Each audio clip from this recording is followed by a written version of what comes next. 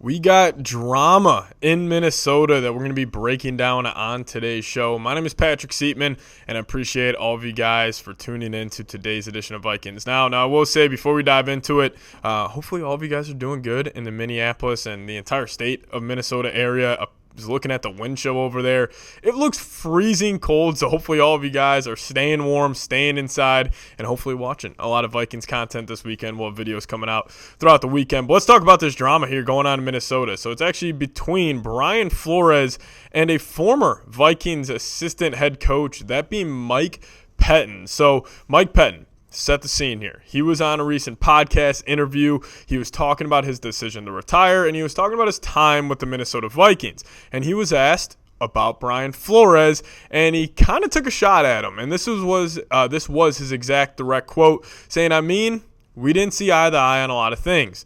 That's why I spent this past year on offense. I was there in 23 and 24 on defense, and he kind of paused, and then he finished saying, I'll take the high road on that one. Well, are you really taking the high road, Mike, if you're going to follow up that quote with saying, I'll take the high road? Like, clearly throwing a shot at Brian Flores. And, I just think this is clearly Flores just rubs people the wrong way.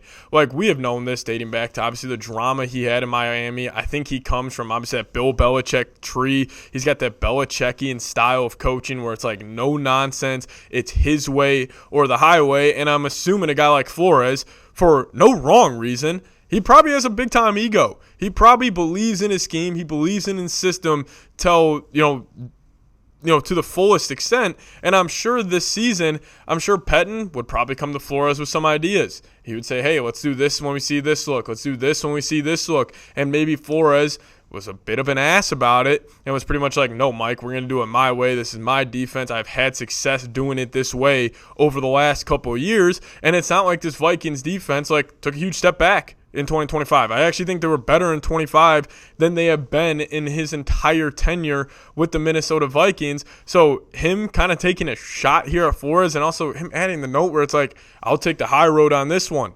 You're not really taking the high road by saying it. Like, you could tell by his, demeanor, his mannerisms, like he was clearly not happy with Brian Flores. And like you said, they didn't see eye to eye on a lot of things. You could have just left it as that. He could have been a lot more, charismatic and said, you know what, we didn't see eye to eye on a lot of things. I was with the defense in 23 and in 24, but then this past year I was mainly focused on the offense, but I got nothing but love for Brian Flores. He didn't say that. He added in that last part saying, I'll take the high road on this one, pretty much implying that if he wanted to go in and he wanted to really talk bad about Brian Flores, he had the choice to.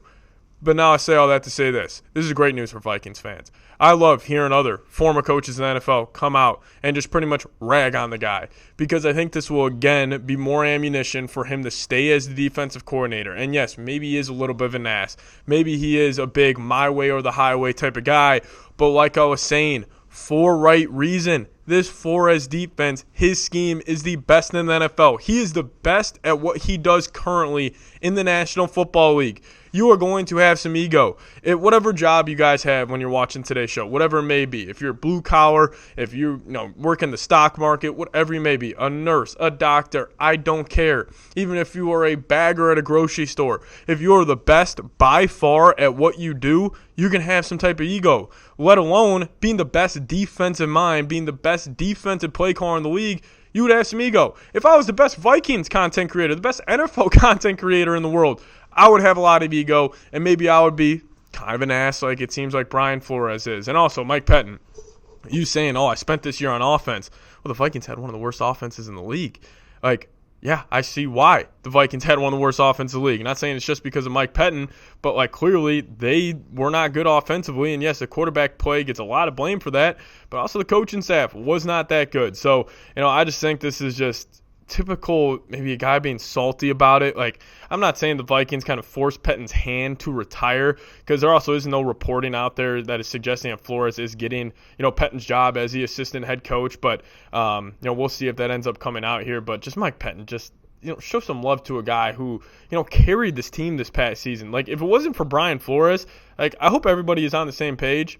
This team probably would have won 4 or 5 games, even if that. They had the worst offense, or a bottom 3 offense in the National Football League. Flores' defense carried that group single-handedly, won them many games this season, and it's just another shot coming in from, it literally just seemed like just a stingy old man taking a shot at Brian Flores. So I wasn't the biggest fan of it, but I am a big fan of Brian Flores. So if you guys want to show him some love on today's show, give me those skull flows down below in the comment section, because I am still, again, thrilled that he is back as the DC, because if the Vikings would have lost him for whatever reason, this defense would have taken a massive step back. Like, we can all just call it like it is. I mean, this personnel level is not up to par with the Texans and the Broncos. The reason the Vikings defense is as good as it's been over the last couple of seasons, specifically since 2023, is because your play caller. It's because of Brian Flores. So show him some love down below. Give me those skull flows in the comments section. Now, I also do want to get you guys some news here on today's show.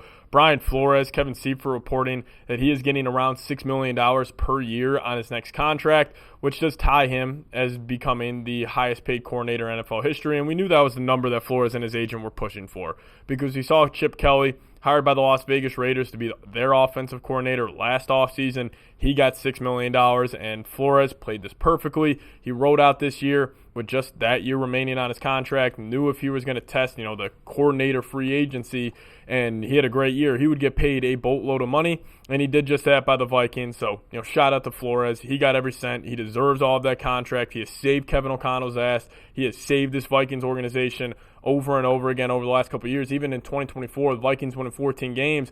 Offense was good, but it wasn't a top 10 unit. It was about a middle-of-the-pack unit. Why were they a 14-win team? Because of that defense, because of what Flores does on that side of the football. So to shout out to Flo. And, I do think he's going to be here for a while. I think with him not getting the job in a cycle that had 10 head coach openings, especially at the team like the Pittsburgh Steelers, where it's not official who they're going to hire as we're filming this show. But the fact that he didn't get that job, or a Baltimore Ravens job, and obviously the Dolphins weren't going to hire him, but we saw a guy like Jeff Hafley, a defensive mind, get a job, Jesse Minter get a job. Now we're seeing potentially Chris Shula, the Rams DC, get a job at the Pittsburgh Steelers. The fact that Flores didn't, I'm assuming he's going to be the Vikings DC for a while, and he should be very Belichickian on that side of the ball. That is his baby. That is his side of the football. He gets paid off of how that defense performs, so it makes sense why he would be a little bit of an asshole when it comes to what he wants to accomplish every single week. So shout out to Flores. Hopefully he's here for a little bit. Now, I do want to talk about just a quarterback position to round out today's show. If you guys didn't see the show earlier, Grant Cohn, he was a 49ers journalist, insider. He was talking about the Vikings, and he originally was talking about them potentially trading Justin Jefferson. And he said he texted a Vikings source, and he said there's a negative 100% chance that happens.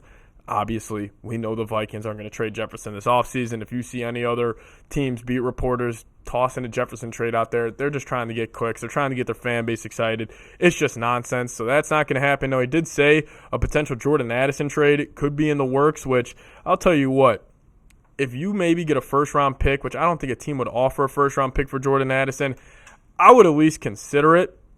But again, I don't think that's too likely. But he did mention in this little quote, he said the Vikings plan to make an offer for Joe Burrow, and as they should. Because I think Kevin O'Connell, he understands his job's on the hot seat this season. If they don't win a playoff game, this coaching staff and this regime for the Vikings will probably be let out the door after this upcoming season, because they have gone all in on this, kind of 3-4 year window. It was original with J.J. McCarthy, but if you could somehow make this window with a Joe Burrow, you do everything you can. You go out there and you be ultra aggressive. I understand the injury history. I understand that this guy has had a lot of injuries in the past, but also when he is out there and when he's playing some good football, he can go toe-to-toe with any quarterback in the league. You want to have one of the best coaching staffs in the league, with one of the best quarterbacks, with one of the best receivers, that's a Super Bowl contender. You can literally become the next version of the Los Angeles Rams, but that would also put a lot of pressure on Kevin O'Connell, because if they go out there and get Joe Burrow and they're not if they're not a top 5 offense with Burrow, I got some question marks on our head coach, more than they already do, because he needs to get better at running the football. He needs to get better with the short yardage play calling. So we'll see what they do at quarterback. Now, he also said if they don't land Joe Burrow, they'll probably go in the direction of a Kirk Cousins, try to get a veteran in there, which probably makes a lot of sense. But this is going to be a crazy Vikings offseason. And it's crazy how everything can change week to week, where it's looking like a week ago, I was like, man, J.J. McCarthy's probably going to be quarterback 1. But now it's starting to, get these reports. You're starting to read the tea leaves a little bit. Now it's like, are they really going to do that? Are they really going to ride out with McCarthy? I have my doubts on that. So we'll see. But you guys let me know. What do you think the Vikings are going to do at the quarterback position? Drop your thoughts down below in the comments section. And as always, appreciate everybody for watching. Stay warm this weekend. It is cold in Minnesota. So hit that subscribe button on your way out. Videos coming out all weekend. I'll see you guys next time. As always, Skol Vikes.